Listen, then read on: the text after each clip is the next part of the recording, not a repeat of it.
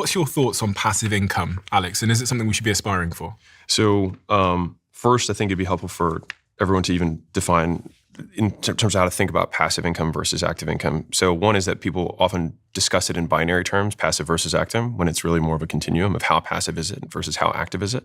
And that way it becomes way less black and white.